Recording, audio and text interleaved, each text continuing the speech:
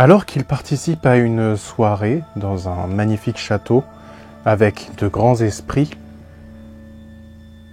on lui propose de participer à une séance de spiritisme.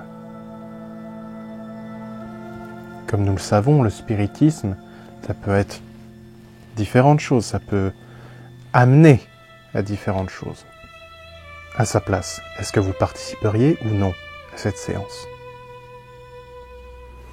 Est-ce que vous êtes prêts pour une nouvelle histoire au coin du feu ?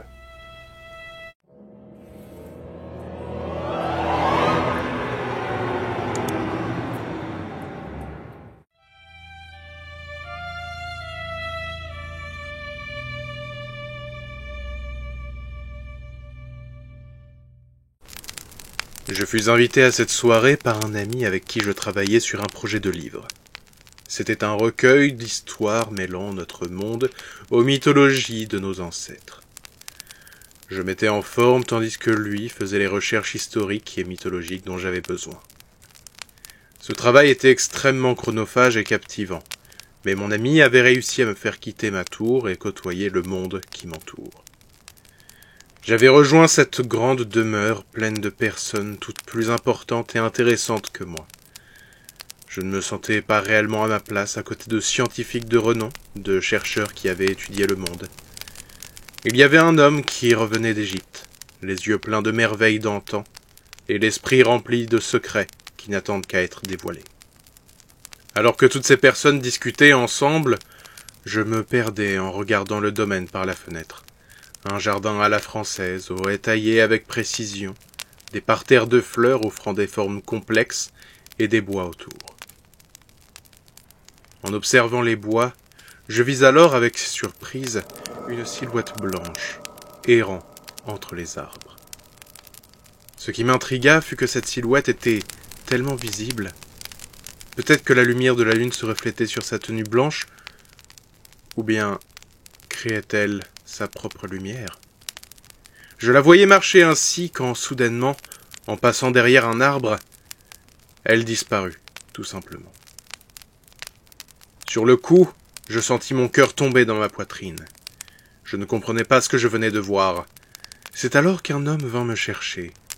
Sans savoir pourquoi, nous étions 5 convives à avoir été invités dans le salon noir. Un salon se trouvant dans la tour est du château, la partie la plus ancienne de la demeure. Nous traversions les couloirs où la température chutait drastiquement en comparaison avec le reste du bâtiment. La lueur opaline de la lune s'infiltrait devant nous à travers les vieilles fenêtres laissant le vent siffler. Après avoir passé 2 rideaux en soie violet, nous arrivions dans une sorte de salon, rond, aux murs couverts de tentures noires. Des bougies éclairent la salle. Une grande table ronde se tient en son centre. Sur celle-ci, plusieurs runes semblent être gravées. Un candélabre se trouve en son centre. Sans que je voie par où aller rentrer, probablement une porte dérobée, une femme portant une longue robe noire nous salua. Elle nous invita à nous asseoir autour de la table. Nous nous exécutions en silence, écoutant ce qu'elle avait à nous dire. Notre hôte, lui, restait dans un coin de la salle, sans un mot. Elle nous expliqua que, de tous les invités, nous avions été les seuls à pouvoir ressentir au moins une des nombreuses entités errant sur le domaine. J'avais vu le fantôme de l'arrière-grand-mère de notre hôte qui avait été assassinée en pleine nuit alors qu'elle essayait de fuir le château et son mari violent. Un autre avait vu l'esprit d'un servant qui avait été démembré par les chiens de chasse de l'arrière-grand-père de notre hôte. 2 personnes avaient vu, en même temps, l'esprit du petit frère de notre hôte qui était mort d'une fièvre alors qu'il n'avait que 9 ans. La femme garda le silence sur ce que la dernière personne, avec nous, avait vu. Elle nous demanda ensuite de déposer nos mains sur la table et de mettre en contact nos auriculaires avec nos voisins. Ceci fait, elle parla doucement, d'une voix basse. Je ne comprenais pas ce qu'elle disait. On aurait cru un mélange de latin et de quelque chose d'autre. Je sentais une pression sur mes épaules, comme si quelqu'un m'appuyait dessus. Mais il n'y avait personne derrière moi. C'est alors que les bougies s'éteignirent simultanément. Nous n'osions pas bouger, mais nous étions effrayés. Mon cœur s'emballait, et soudainement, les bougies sur le candélabre se rallumèrent. Seule, dévoilant la femme, dans sa longue robe noire, les yeux révulsés, debout, devant la table, immobile. Elle fut prise de spasmes quand, soudainement, sortit de sa bouche une matière blanche visqueuse qui s'envola lentement. La femme finit par tomber dans son fauteuil, tandis que la matière prenait différentes formes au-dessus de nous. Sa matière était légèrement transparente, mais cela ressemblait presque à un lait qui aurait légèrement épaissi. Après quelques instants, cette chose se sépara en 5 orbes qui se précipitèrent sur nous, enveloppant nos visages. Je sentais mes forces me quitter alors que je voyais une lumière s'échapper de la sphère. La même lumière quittait les autres invités, se rejoignant au-dessus du candélabre. Quand l'orbe se dissipa, une boule lumineuse se tenait au-dessus de la table. Je voyais les invités au sol, la peau comme séchée, reposant directement sur leur squelette. Puis, notre hôte s'approcha de la table. J'entendais la femme dire qu'elle n'avait pas réussi à tirer de nous assez d'énergie. Il fallait plus de sacrifices. Notre hôte absorba la boule de lumière. Je le vis se redresser, rajeunir. Il n'était pas celui que l'on pensait. C'était lui, l'arrière-grand-père.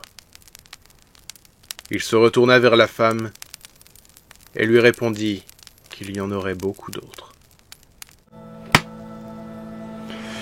Eh bien, je dirais que cet arrière-grand-père est plutôt tenace.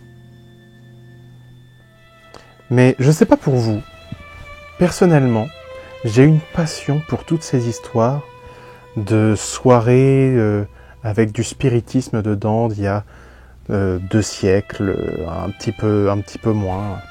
Je trouve ça passionnant, je trouve ça intriguant, je trouve ça super cool.